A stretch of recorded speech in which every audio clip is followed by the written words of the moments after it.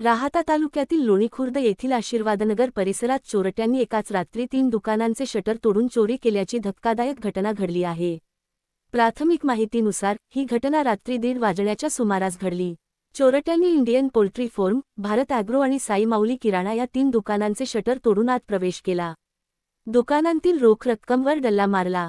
एकाच रात्री सलग 3 दुकाने फोडल्याने लोणी परिसरात खळबळ उडाली आहे। चोरी केल्यानंतर चोरटे सीसी कॅमेऱ्यात कैद झाले आहे। सदर घटनेची माहिती पोलिसांना मिळताच पोलिसांनी घटनास्थळी भेट दिली।